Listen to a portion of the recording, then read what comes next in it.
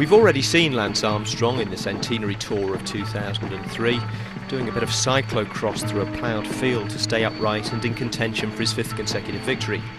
But there were other unexpected sights in that tour. Armstrong dehydrated and losing a minute 36 to Jan Ullrich in the Tour's first long time trial, for example. He will keep his leader's yellow jersey, but he is yet again reminded he is in the toughest scrap of any Tour de France.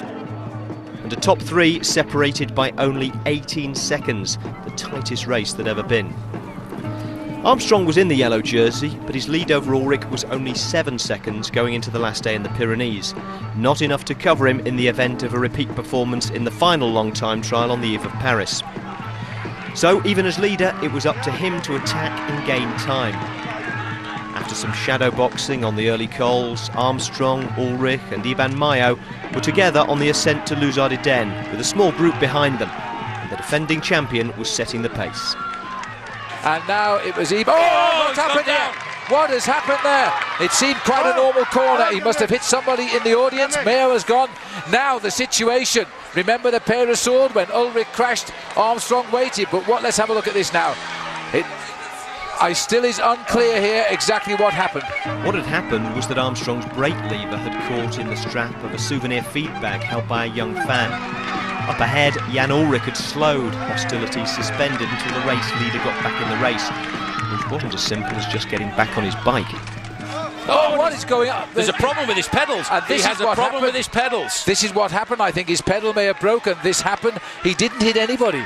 Well, it was the problem with his pedals. It was very strange to see that. He's looking down. He now knows he's got a serious problem. Watch this now. Well, this is awful. Digging deep and his foot has just come out and I don't believe how he's managed to keep it upright there. Armstrong's tour looked like it had been undermined by a strip of fabric held by a fan and his inability to secure his cleat. In fact, the fall had given him a massive surge of adrenaline, and once he'd rejoined the group that had slowed for him, he got some use out of it. And after all of the problems of the day, Lance Armstrong is now trying to move clear of Iban Mayo, who also seems to have recovered from that fall. Lance Armstrong, at the moment, is really dancing on the pedals now. Well, look at this. On a day when Lance Armstrong could have lost the Tour, he's going to win the stage now. As he punches the line, Lance Armstrong keeps yellow and increases his lead. Armstrong had extended his lead by 52 seconds after the most dramatic day's racing of the most dramatic Tour for years. Scared the hell out of me.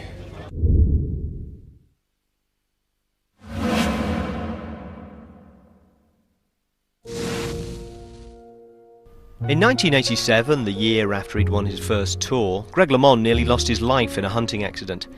In 1989, lead shot still lodged in his heart lining, among other places, he returned to the race, an achievement in itself. That it should be the most thrilling race in history still takes some believing. Twice LeMond took the yellow jersey, twice Laurent Fignon of France took it off him. Fignon led by 50 seconds going into the final day in Paris, traditionally a procession for the race winner. But in '89, the organisers had made the final stage a time trial. Fignon rode a standard time trial bike. LeMond, the innovator, used extension bars for a more aerodynamic position. Still, few people thought he could make up 50 seconds over 24.5 kilometres, except LeMond himself. This race is not over, believe me. Thank you. Very good. Okay, Greg. Good luck, man.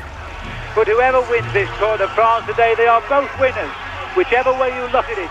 Greg LeMond or Laurent Fignon, they are both winners today of this Tour de France. So there's the cheers. Laurent Fignon is on his way up, and there he is, while Greg LeMond is on his way down. Phil, it's coming through now. It's 40 seconds deficit for Laurent Fignon. Just 10 seconds between these two men in the Tour de France. 10 small seconds holding them apart for the winner's yellow jersey and a prize of £150,000. Neither of them now thinking of the winner's prize. They are thinking of the two greatest athletes in this year's Tour de France and in the world of cycling are battling out now a point of honour, a point of pride for the greatest finish in the Tour de France. Paul. Phil, it's 48 seconds now with 3 kilometres to go for Laurent Fignon. The gap is 48 seconds. Phil, this is the most incredible thing I think I've ever seen in my life. Greg LeMond is riding to the yellow jersey in the Tour de France as Jan Janssen did 21 years ago. Greg LeMond now surely is going to win this Tour de France by 5 seconds.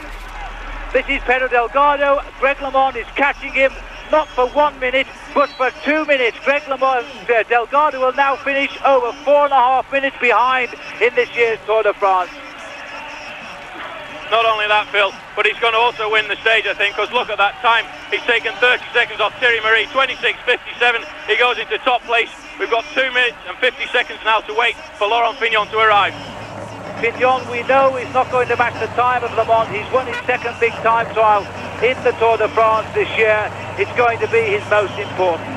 50 seconds after that time of 26.57 is what Laurent Fignon must do now as he comes home. We're beginning the countdown as the crowd lean forward and Fignon suffers all kinds of hell out there now. He could be losing the Tour de France by the blink of an eyelid on his own doorstep. 44, 45, 47 and Fignon has lost the Tour de France. As Greg, I think it's 27, 47. The excitement is overcoming even me now as Fignon gets the entourage. He's now within a minute of the line, the long length of the Tour de France down to the finish. It must seem like an eternity. Well, Fignon's got 43 seconds to do it, Phil. It seems like an awful long way. He's given everything. Look at that armada of motorbikes behind him. It's just going to be on the line, Phil. It's going to be 1 or 2 seconds either way. I really don't know what. It's incredible. So the Tour de France comes down to the climax it always threatened it would be. These two men have been Siamese twins throughout the race. Now the cord is broken and it looks like Greg LeMond might, but look at the finish by Fignon. They're all turned off. It's going to be close. 27.47 he must do. The clock is counting down, so are the meters to the line. This is going to be incredible. Fignon is bouncing off the barriers here. He's lost the Tour de France. The crowd has realised it.